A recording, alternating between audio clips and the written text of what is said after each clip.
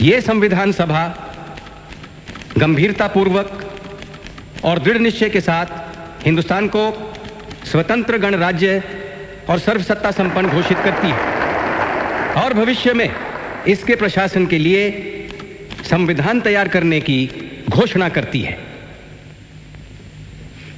संक्षेप में मेरे संशोधन का सुझाव है कि इस प्रस्ताव को पास करने का इरादा थोड़े समय के लिए टाल दिया जाए ताकि मुस्लिम लीग और हिंदुस्तानी रियासतें भी अगर वो चाहे तो इस सभागृह की कार्यवाही में हिस्सा ले सके।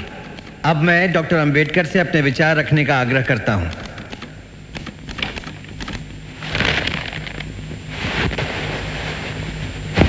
अध्यक्ष महोदय, मैं आपका हार्दिक आभारी हूं कि आपने मुझे प्रस्ताव पर बोलने का मौका दिया। मैं जानता हूं कि आज हमारे बीच आर्थिक, राजनीतिक और सामाजिक तौर पर फूट है। हम में काफी वैचारिक संघर्ष भी है और मैं तो यहां तक कहूंगा कि मैं खुद भी ऐसे ही एक वर्ग का नेता हूं। लेकिन महोदय, इसके बावजूद मुझे पूरा विश्वास है कि दुनिया की कोई भी ताकत, कोई भी शक्ति इस देश को एक होने से नहीं रोक सकती। हालांकि मुस्लिम लीग इस बात पर जोर दे रही है कि हिंदुस्तान का बंटवारा कर दिया जाना चाहिए, लेकिन एक दिन उनको यह बात जरूर समझ में आएगी कि हिंदुस्तान का बंटवारा उनके हित में नहीं बल्कि अखंड भारत उनके लिए ज्यादा बेहतर होगा।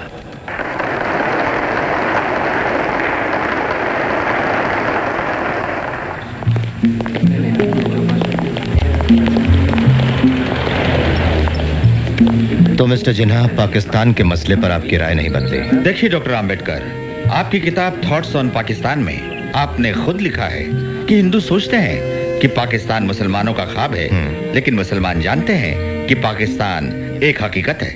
नहीं मिस्टर जिन्ना, मैं ये दो राष्ट्रों वाली बातों के खिलाफ हूँ। हमें इस देश में रहकर ही अल्पसंख्यकों के हितों के लिए लड़ना चाहिए। लेकिन अब वो हालात नहीं रहे। अब पाकिस्तान एक सच्चाई है।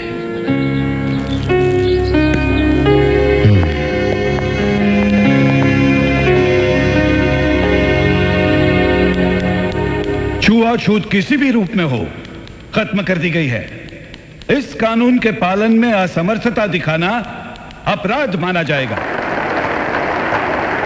महात्मा गांधी की जय।